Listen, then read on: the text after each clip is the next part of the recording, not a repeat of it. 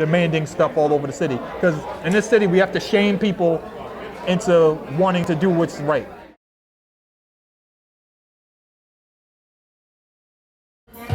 Hey, what's going on, y'all? It's Noble, creator of the Museum TV, and we are over here at Slades, one of the historic spots here in Boston. Literally, this spot, I didn't even know it was owned by Bill Russell, the legendary Celtics player. I bet you a lot of people didn't even know that. You've seen pictures of him and Muhammad Ali, right? Yeah, out front. Right out front of this place right here. So I'm gonna get into things. This gentleman right next to me, and I'm gonna tell you why we're both here together today in just a second. But I just want to introduce the gentleman. His name is Dart Adams. Dart, I'm gonna just let you introduce yourself, bro. My bad. My name is Dart Adams. I'm a historian. I'm a journalist. I've been at A&R. Right now, I work with For Boston, and what I do is I research and I tell stories about players from the Boston neighborhoods in the city and region, and a whole bunch of history that nobody knows about. We just want to bring it to light. Crazy. So that's the thing I'm doing right now. Crazy. So, I mean, Dart, you grew up around where? Here. So I grew up South End, Lower Roxbury my entire life. Spent most of my time South End, Lower Roxbury, Chinatown, the combat zone era. Yeah. Heavy in the Chinatown, the combat zone. You was partying something crazy then back in the day, huh? Absolutely. It was impossible not to be involved, man. It's downtown crossing, everything. Everything happened there. That's dope. I mean, you guys know me. I'm 27. I grew up right in Roxbury. I currently reside in JP, but I spent most of my time in Roxbury, Dorchester area, Hyde Park as well. And as far as us coming together today, it's literally to acknowledge and dissolve some of the disconnects between like our two eras, you know? Because as far as Boston, there's always been a crazy division. We're always known as like the dysfunctional family, and you know, like you can literally name it like crab in a bucket. Yeah, absolutely. We've heard all the stigmas and all that negativity, but really where we're at with it right now is kind of putting those on the table and saying, all right, cool, how can we kind of come and connect as a whole? So that's where me and Dart come in, seeing as how he's honestly just a great representation of his era. And I've been doing the Museum TV for 4 years and you know, working on 5. And have seen a decent amount of things move and stop. So we're gonna come together on this and just kind of see if we can, you know, dissolve some of these disconnects, all right? This interview has been brought to you by High Society Vintage, your vintage plug. HS till infinity. Elevate the culture. Make sure you check them out at highsocietyvintage.com and on Instagram. All right, and with hoping to dissolve some of these disconnects, I wanted to list out 3 things, Dart. Yeah. The first 2 will honestly be geared towards you, and the last one will be geared towards me. Yeah. Right? So the first one will be, and you know, this will be a statement, and you just kind of answer to that statement. Yeah. The older generation hindered the chances of the newer generation to succeed with creativity, the whole music game, and you know, just that arena. That's definitely a stigma that I've heard kind of the younger guys kind of say. Yeah. But like, what do you kind of like say to that? You know, like being somebody that's, you know, kind of seen, you know, a ridiculous evolution of Boston's culture. All right, that's true on one level. However, overall, it's not true for one simple reason. We didn't have ownership of anything to begin with. This neighborhood we're in right now, I grew up in it, lived in it my entire life. Yep. I was wondering how come we didn't have certain things in Boston, so I had to go back and ask my elders and do research. One of the things I discovered is, I lived on Mass Ave between Tremont and Columbus. I didn't live too far from here. Yep. Between that stretch was a legendary stretch back in the Boston jazz era, where we had nothing but bars, restaurants, jazz clubs, hotels, everything you can imagine. So we had all the economic power you could imagine.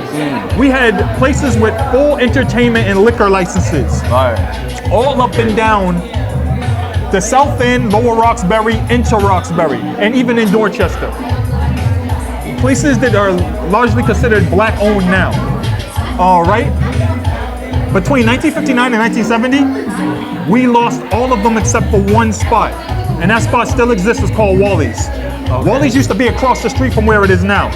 Now it moved directly across the street. It's the last place left. Between 1959 and 1970, we lost all of them. If you go to Harriet Tubman House used to be a place called the Hi-Hat. It burned down in 1959. A lot of places all up and down Mass Ave, which are now just apartments, were restaurants. Where I get my hair cut, now is used to be a spot where Malcolm X used to go to hang out, the Savoy Cafe. Now it's Cutting Edge Barbershop. That's, you know what I'm saying? It used to be, before that it was Skippy White's. The thing I'm telling you is that a lot of people think that the younger generation were held back because the older cats hated on them. The fact of the matter is we didn't have anything to pass down because we didn't own anything in the industry. There was a stretch in the late 80s to the mid 90s where a bunch of artists got signed to majors. Yeah. I could just run down the list, man. Like Ed OG got signed, after like MC Spice got a deal. Okay. MC Spice was the first rapper, period, signed to Atlantic Records. MC Lyte was second. MC Lyte blew up, he didn't. That's crazy.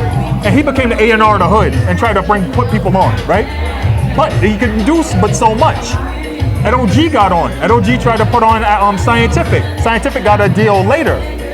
So Ed blows up, he has a classic album and everything.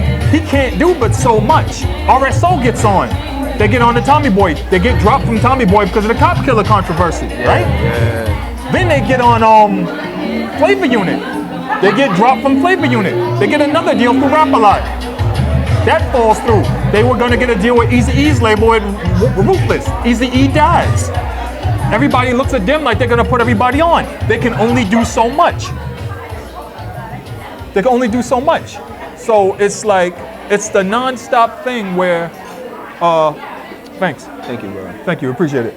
So the other part of that is that we had, everybody knows Benzino, right? Mm-hmm. So there was a stretch where Benzino was on and he was signed and he was putting out everybody, and he had, in 95, after the whole Boston Miracle happened. The Boston Miracle, by the way, happened largely due to RSO and the Wise Guys movement. I'm gonna be honest with you, and this is me being a 91 baby. Yeah.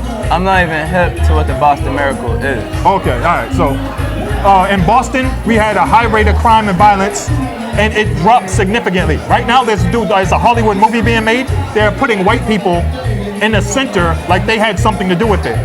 It was largely Rodney Daly, a gang piece in Roxbury, deep in Dorchester. It was Almighty RSO and the Legion of Doom and all them cats working with people inside the communities where a lot of violence was happening. The Wise Guys movement. The Wise Guys were a rap group from all over some of the most crime-infested, gang-infested areas that got together and had a truce and had a record deal originally through Def Jam for an album called In the Company of Killers, The Wise Guys, right? Yeah. That fell apart. Then it came out on Surrender Records. This was a records label that RSO was part ownership in with The Source. Yeah. But what happened is through all these years, right? People look at like people hating on somebody because they're trying to get on, and they figure, oh, I'm getting blocked by this person. There was a rumor like Benzino was blocking certain people from getting on. He blocked Smoke Bolger after Smoke did it. So what happened is it perpetuated over years and years, where these guys who everybody we see in the paper, who everybody gives all these props to, and get all the things in the hood, like everybody is like they're holding us back from where we're going. The truth of the matter is, we could only do so much ourselves because we were lucky to get the recognition we got in the city, or the props we got, or the notoriety we got. So we wanted to build something for the future and put on who we could, but the people we did put on halfway, that was as much as we could have done. So when a younger generation comes up, they're resentful that we couldn't do more. We're resentful that we couldn't do more for y'all. If you've ever seen, perfect example, if you ever seen Raised in the Sun, I'll tell y'all right now, it's this thing that I came up with as a young person, and I called it Walter Lee Younger Syndrome. Can you get us some plates? Can you get us some plates? Some plates? Yeah, please. Yeah, so we had this thing called Walter Lee. We good. Yeah, this thing I created called Walter Lee Younger Syndrome, right? Pretty much what it is. Thanks. Yeah, get this one. Pretty much what it is younger people being resentful of the older generation for not giving them certain things or certain tools so that they succeed. But the older generation never had it in the first place. It's a perpetuating thing with black folks and Latinos, where we don't have ownership, so we can't pass down anything. And the reason why things are still fucked up today is because we never had generational wealth. Perfect example, right? This is a lesson. When I was coming up, we had this thing called the Hollywood talent show that the guys from Johnson Crew used to put on. So Maury Starr, Michael Johnson. They put people on, but they can only put on so many people. And the places that the shows were thrown, Roscoe's, which was right down the street in Roxbury, no longer exists. You know, so like a lot of the venues that we used to perform at and used to go to, they don't exist anymore because, again, it's the whole thing where we don't have anything to pass down. So on one side, yes, we did hinder the younger generation, but the reason is because we never had anything to pass down and we never were able to retain it. And now both generations are resentful of each other for similar reasons. Yeah. So my thing is there anything looking back that you feel could have changed that, as far as like, you know, like y'all act like y'all having something to actually, you know, be able to pass down, you feel? Well, unfortunately, white supremacy is a bitch. And if there's anywhere where it's powerful, it's here in Boston, where it predates America itself. In Boston, we have to deal with things like laws on the books since the 1700s that we can't get around. We have to deal with things like liquor license laws, where if you're in Roxbury or Dorchester or Jamaica Plain or Mattapan, a lot of people have been grandfathered in for the same reasons I was talking about earlier. And if you're a black or Latino and you don't have this amazing amount of capital, or you don't know all these people, you're never going to be able to afford to have a full entertainment license or a full liquor license, to have a venue, to give opportunities to brown folks who want to perform or throw an R&B night. City Winery, Boston Winery, is probably the only place I know of right now that does a consistent R&B focus that brings people in, and that's only recently. And I get hit up by people all the time from out of town. Yo, I want to do a show in Boston. And I'm like, where am I going to put you? Where's going to be receptive? And it's like three promoters. So it's like people want to come here, but it's literally because of the lack of infrastructure that we have here. Yes. That's really just hindering the growth of what can be. Absolutely. We have to build it. So, okay, so from what it sounds like to me, it's like money seems to be just the umbrella to this whole thing. And it's just like, without people kind of like humbling themselves down to kind of realize that, I don't think, you know, we will get to a point where, you know, we can kind of move forward. You see what I'm saying? Because it does have to be a community thing. It does have to be a system that's working towards that goal. You see what I'm saying? And for me, if it's not that, I don't think it's ever gonna go. You feel? But all it has to be is just a group of people. You know what I'm saying? Which is why we're having this conversation. Yeah, absolutely. You know? But also, it's about people getting into a room with folks they normally wouldn't be in the room with. Facts. Running around with Killer Boombox. Four summers ago, I was a part of this startup called Smarter in the City. Even how we met. Yeah, Smarter in the City, 4 years ago. We were in Dudley Square in a tech company startup. And I'm looking around and we're having meetings every week and going places every week. meeting people I typically wouldn't know, I probably wouldn't interact with.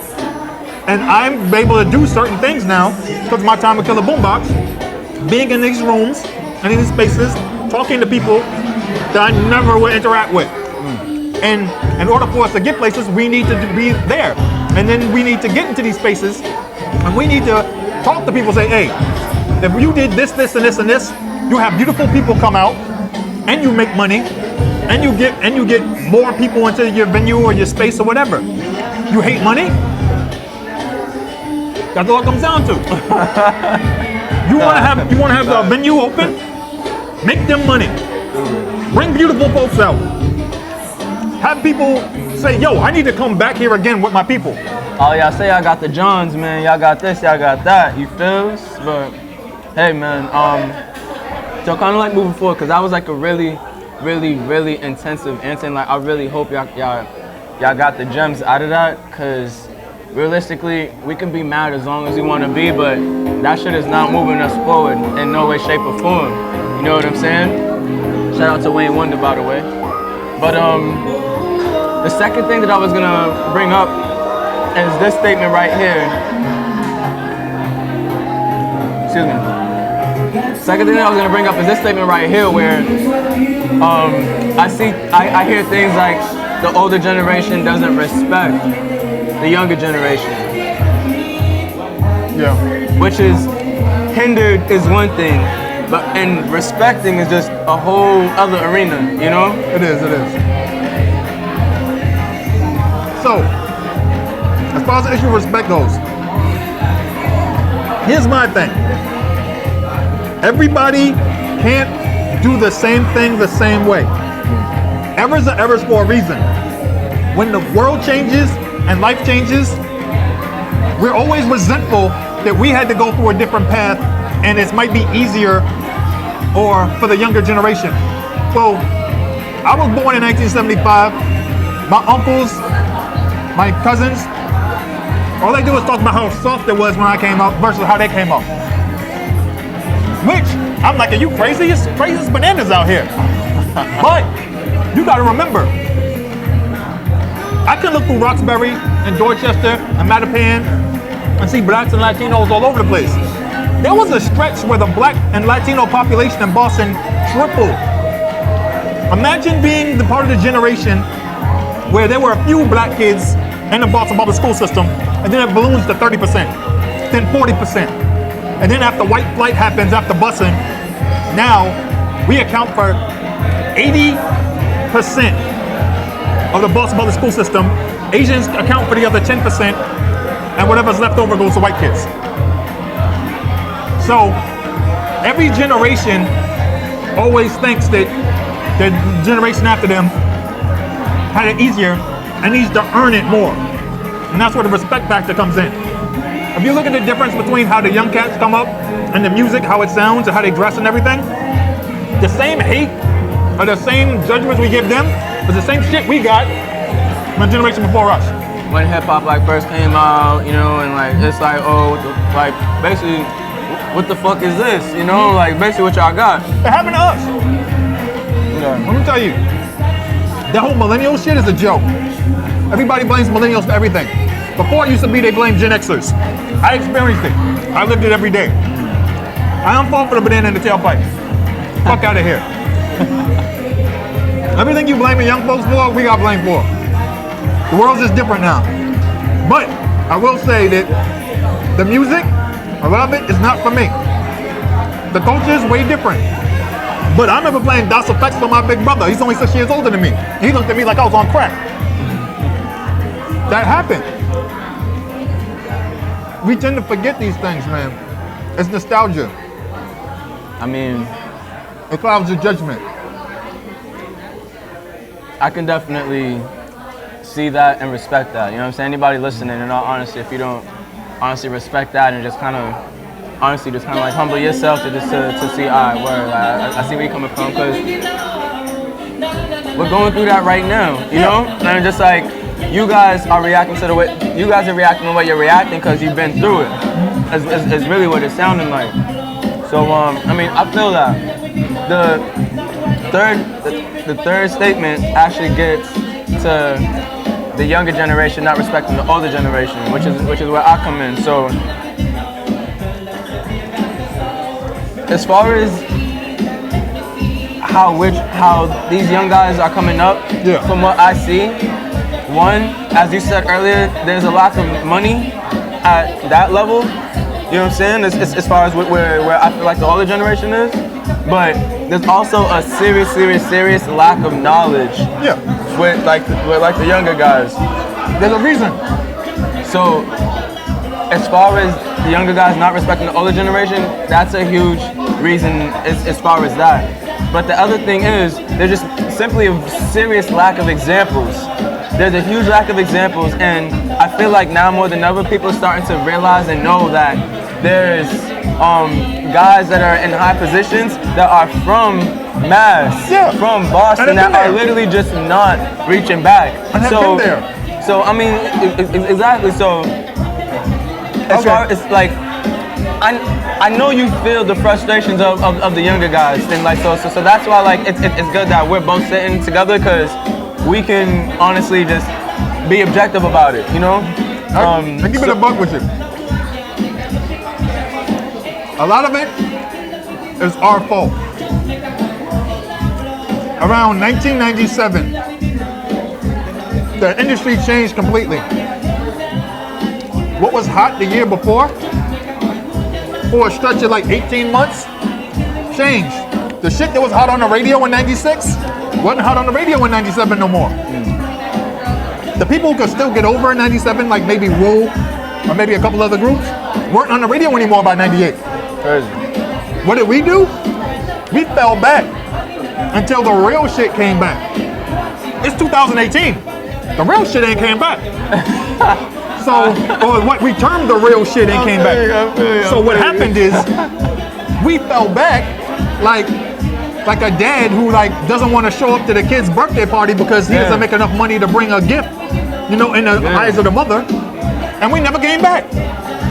So this resentment that the younger generation feels because we bowed out and we bounced, and we don't want to fuck with what's going on right now, we created it. I own up to it all the time. I bounced.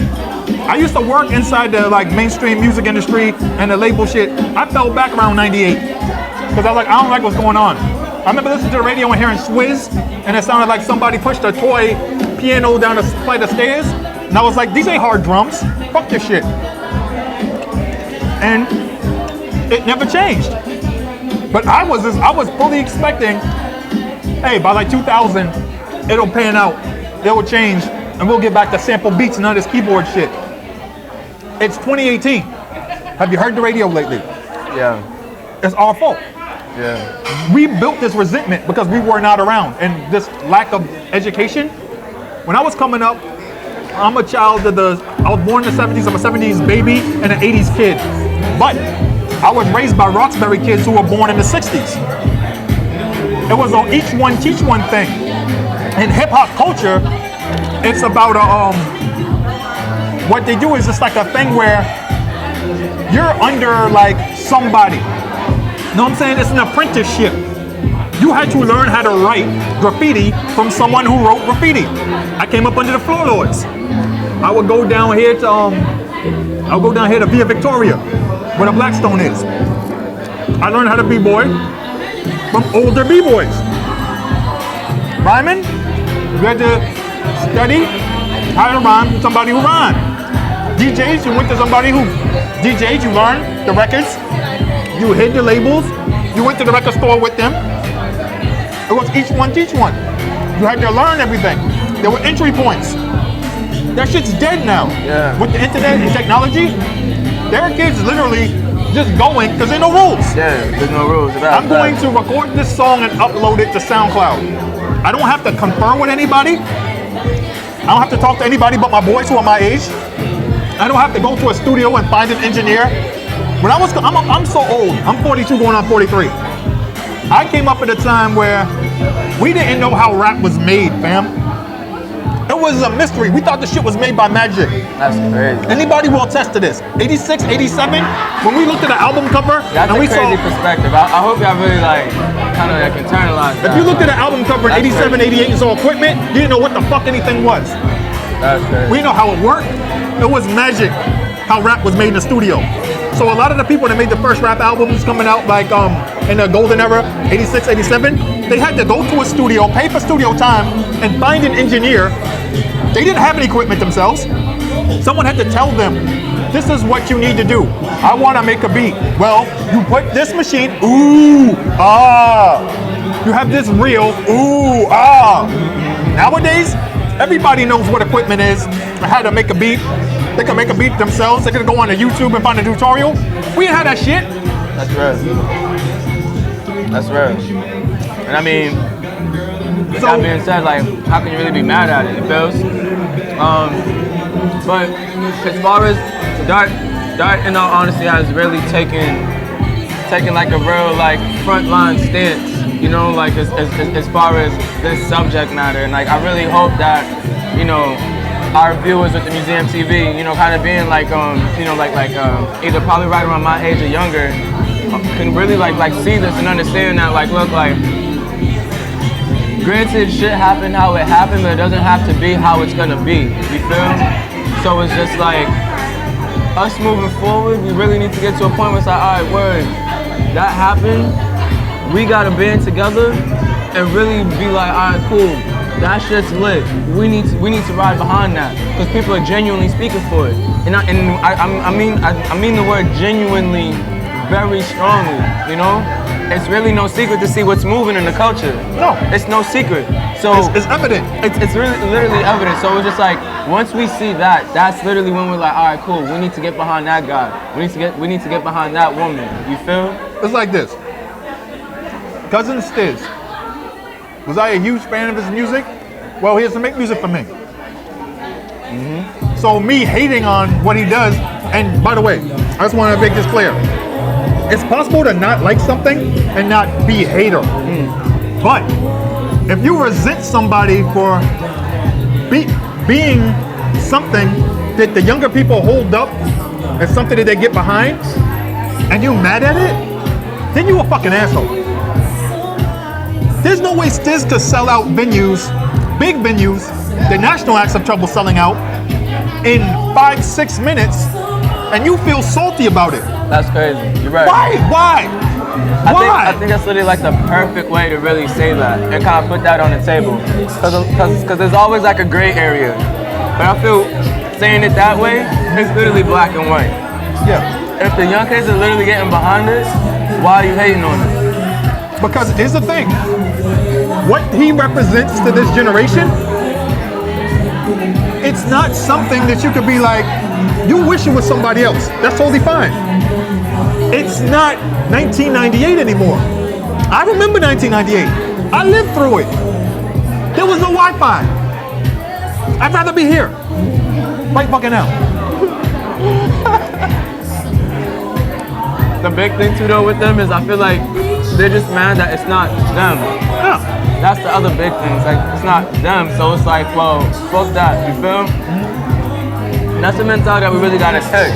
And honestly, another thing that really pisses me off with us too though is when I travel and I talk to people, they tell me the same like concerns that I get here. Yeah. Oh, everybody's hating on me. Ain't no love. It's not a where you from thing. It's a people thing. You understand? And I feel like once you really understand that, that's when you genuinely fight for yourself. Instead of letting that, oh, my city hate on me shit, really be like a filter to your success. You know what I'm saying? But also, I keep it a buck with everybody. Well, I don't know how to do anything else. I'm from Roxbury. I could run down a list of artists that are popular and famous and rep their city all day. Yeah. And that city don't really support them and love them like that. I'll take you back to the 90s and we can talk about the roots in Philly. I can take you back to the 80s and the 90s and talk about De La Soul in Amityville, Long Island. That doesn't stop them from being great. Yeah. Everybody didn't come out for their shit, but guess what? They're gonna claim them. Yeah. But I will tell you this much, Boston has put a ton of people in the entertainment industry that did amazing things, and the only people that know they from here are us. Now how long it was until Donna Summer died before people were coming out saying that Donna Summer was from Boston. I knew that my entire life. She dominated the talent circuit in Boston. What was her big song? Just in case people don't know who Donna Summers is. If you don't know who Donna Summer is, then I have two things to say to you. One, slap yourself. Two, get to Googling. Donna Summer revolutionized what a woman is. I hate the term female. Female isn't specifically used for humans. It's used for other shit. People are women or girls. But Donna Summer revolutionized what it was for women to be an artist in the music industry. A solo artist. She was single-handedly dominating soul, R&B, and disco. And someone else was the queen before her. And nobody talks about her anymore. They only talk about Donna. From Dorchester, Roxbury. Now, one of my other older homies, I used to work for Virgin America. One of my older homies, Scobie, he's in his 40s, and he's the one that helped me to Donna Summers being from Boston. Yeah. And I never knew that. Yeah. I'm talking, redhead, this dude is amazing. He's amazing.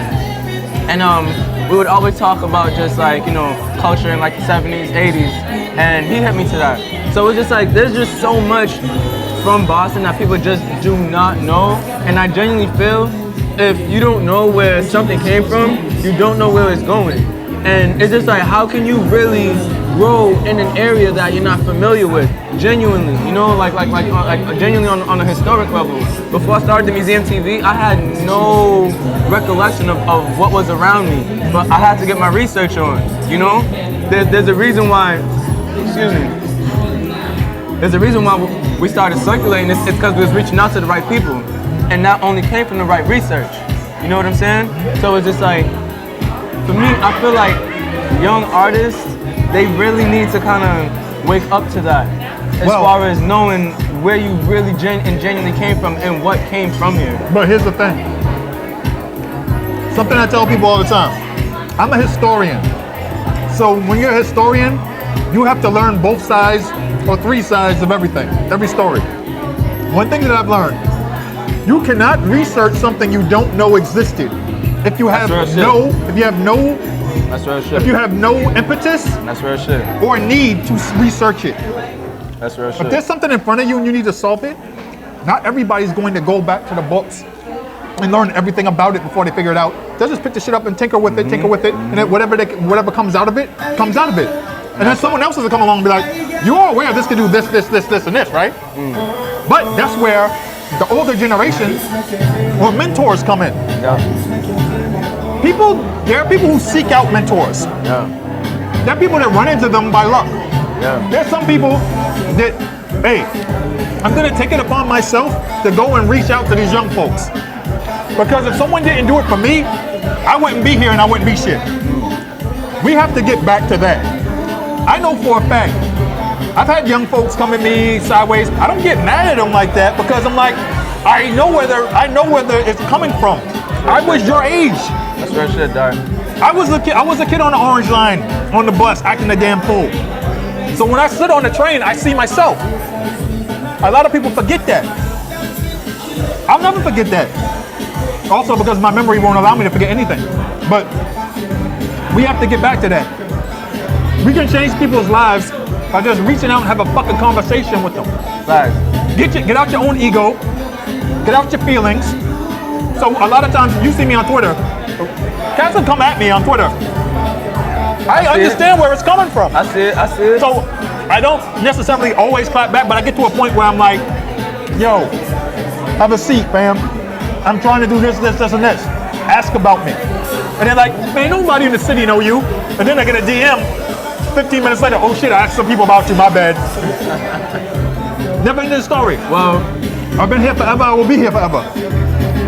Before we end this part of the conversation, can we just say that, and this is, I'm gonna say something, and I just want you to say it's true or it's false. Yes. You were one of the people responsible or helped or okayed people like Jordan Lucas, Yes. Millie, Yes. and Token Yes. to get on platforms like the BET Cyphers?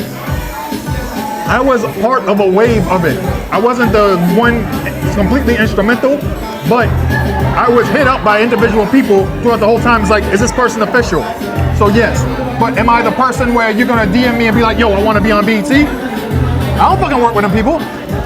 But if anybody wants to find out if somebody here is official, I'm gonna get a call, I'm gonna get a DM, I'm gonna get somebody buzzing my doorbell when I live down the street.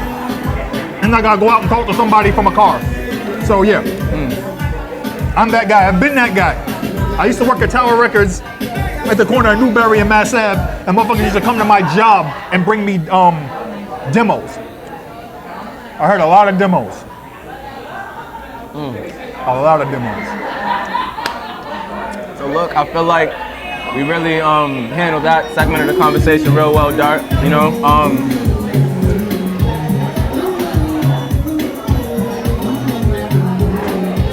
what would you say a young artist coming up right now could do from your perspective, being, you know, everything that you've done, everything that you've seen from your era, and kind of, you know, adapting to the times to see like, all right, cool, like this is how people are moving.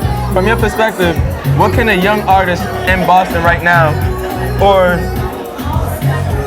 I'll say in Boston, but obviously this could apply everywhere. Yeah. But Especially in Boston. Especially in Boston, what could they do coming up, even with the restrictions that we have here? Yeah. And the politics that we have to deal with. Yeah. Everywhere has different politics. Ours is especially hard to deal with. Yes. I mean, we've heard, you know, the debacles with guys like Leeds and, you know, things like that. What do you feel a young artist could do to really kind of get, you know, people kind of talking about them, kind of get some steam? One important thing I need everybody to realize. What works for one person is not necessarily going to work for you. If somebody was popping on SoundCloud, that might not be your avenue. If somebody was popping on Snapchat or whatever, so what? They got their audience. Their audience is following them for that reason. That's not you. I want people to realize that there's no one way to do anything. And anybody who tells you they know 100% what's going on is fucking lying.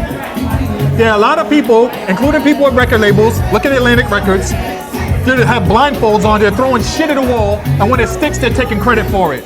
They don't know what they're doing. Nobody knows what's gonna happen. Nobody knows who people are gonna gravitate to. Nobody knows who people are gonna respond to. But the thing about this industry and this era right now, people respond to things that hit them emotionally. If it has emotional content, that's why a lot of the cats from my generation are pissed off, because lyrics don't matter. No, it's just that things override the lyrics in this era. The thing is that if it makes you feel a certain way, or it resonates with you here, that's going to overpower everything. And a lot of us can't get past that. So do what you do. Don't try to fake anything. Do what's genuine for you. If that means that you play an instrument, play an instrument. That means that you sing and you harmonize, harmonize. That means that you rap straight bars, do it. That means you rap in Creole, do it. That means you rap in Spanish, do it. That means you sing in Creole or Spanish, do it. If that means that you're going to wear a particular outfit or a uniform, do it. Whatever it does that separates you and makes you resonate more with people because you're being genuine and you're being yourself, do that shit and do it to the death. And don't apologize for it. Put out your art when you want to.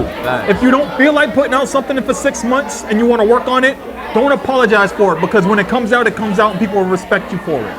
If you want to flood the street and put out something a week, if it's good and your audience responds to it and it grows that way, do it. If it doesn't, stop.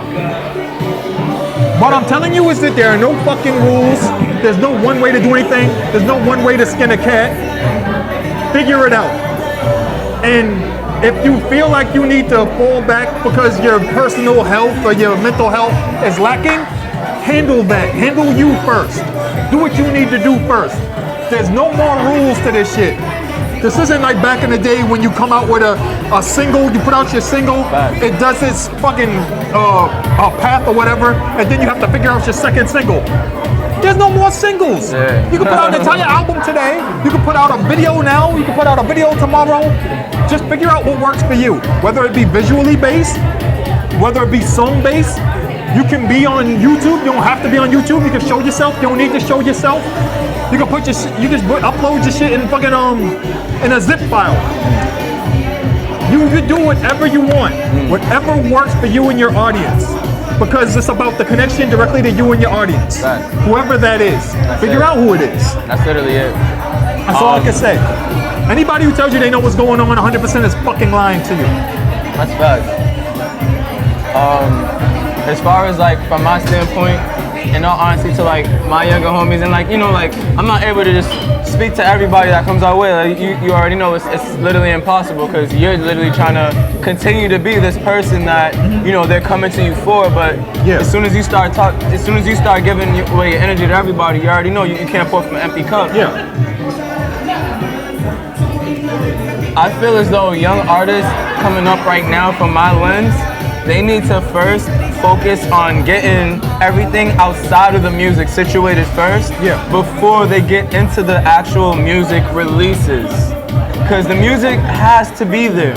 You're in the music business, you're in the music industry. You see what I'm saying? Like, it's just like in math, like you don't worry about the constants. You know what I'm saying? You worry about the variables. You know what I'm saying? So it's just like, all right.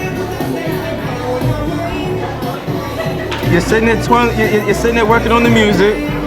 You're getting your connects together. It's all gonna be a perfect storm once you already have your connects together. The music's sitting there, been brewing already.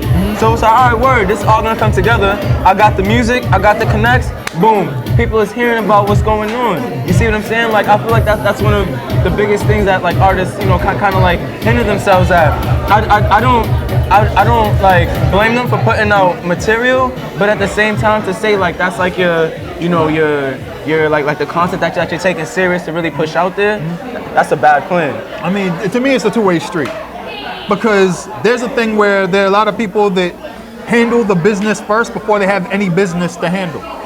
Okay. There's a lot of people that's like, yo, I got all this business shit together. It's like, all right, let me hear your music. What are you promoting? What are you pushing? You know what I'm saying? Because you don't have the actual thing to push. Yeah. Like, that's resonating with people.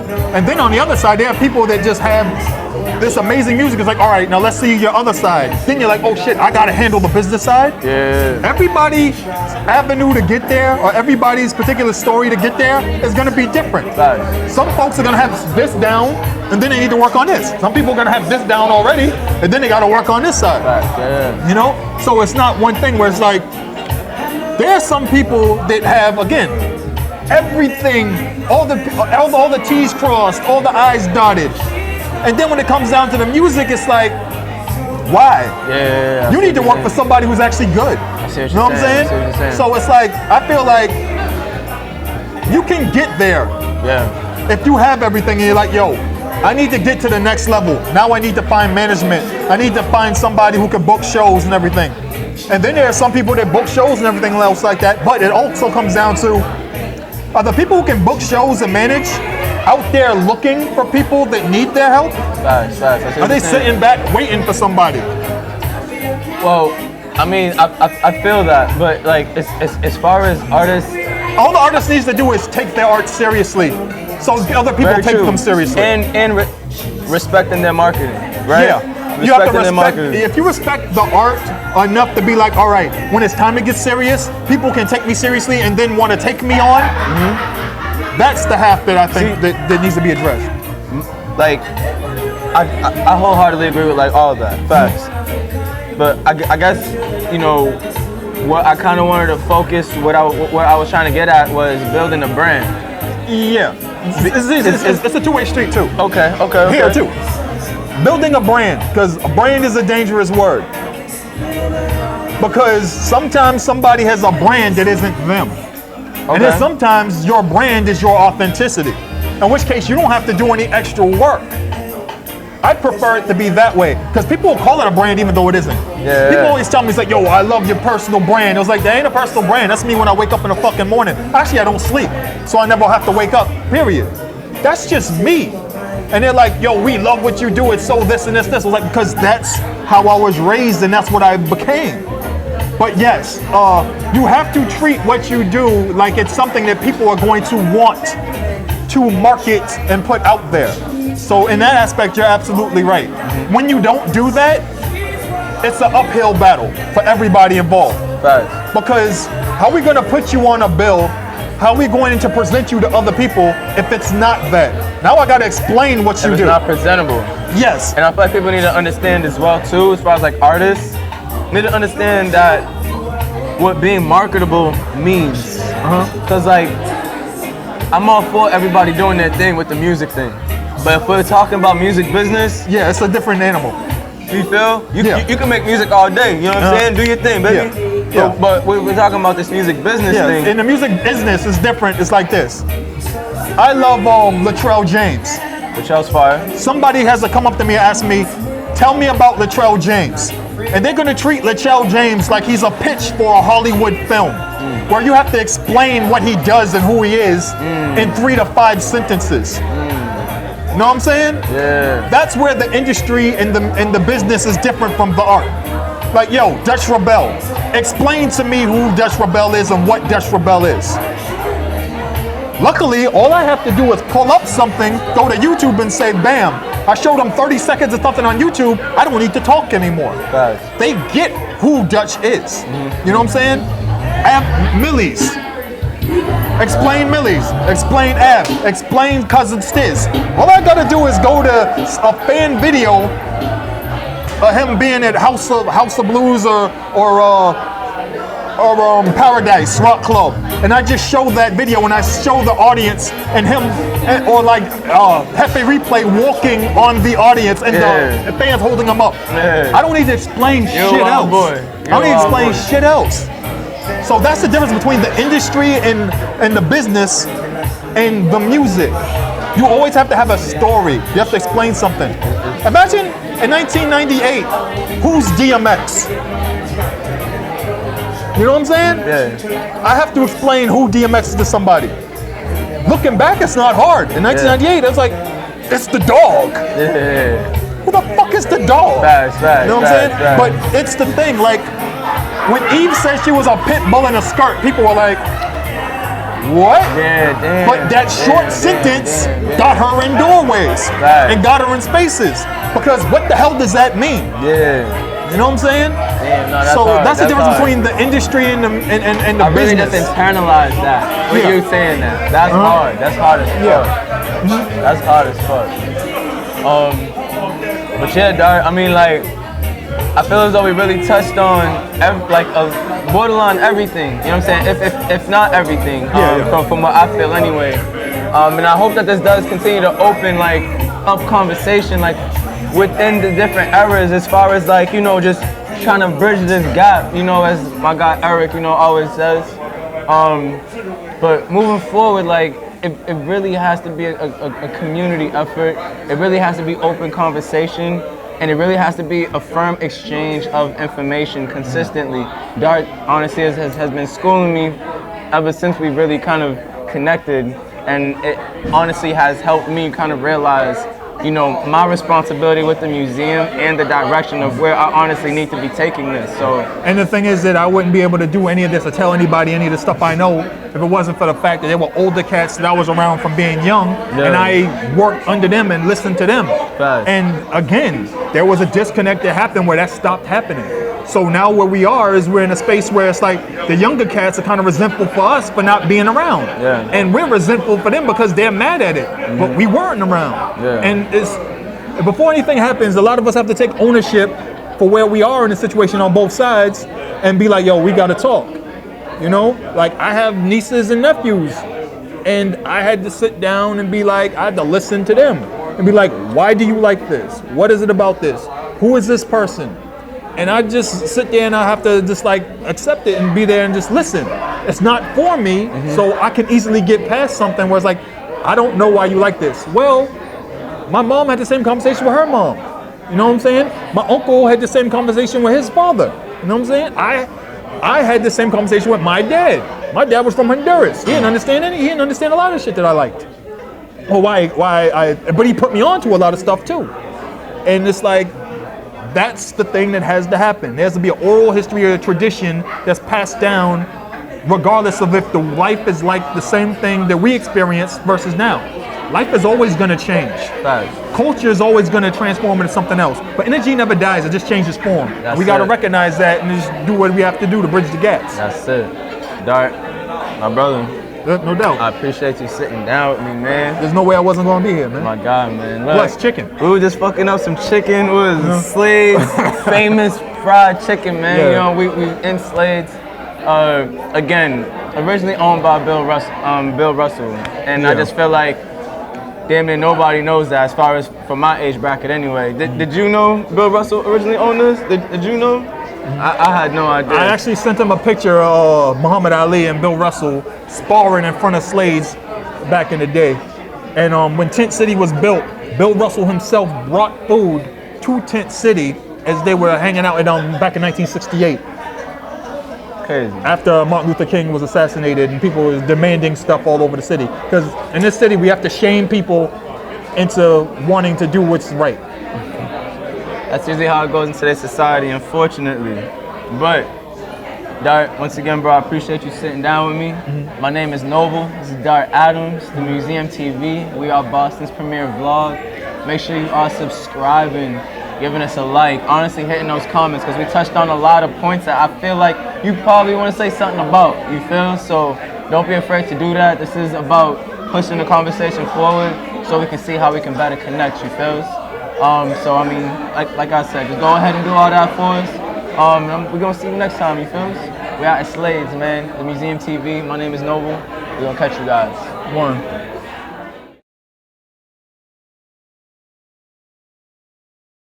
Hey, it's Noble, creator of the Museum TV, and I just wanted to thank you for tuning into Boston's premiere vlog. If you liked this video, please leave us a like, comment, and subscribe to this channel. I'll leave a few other videos around here for you, just so you can see how we're exhibiting the culture stories.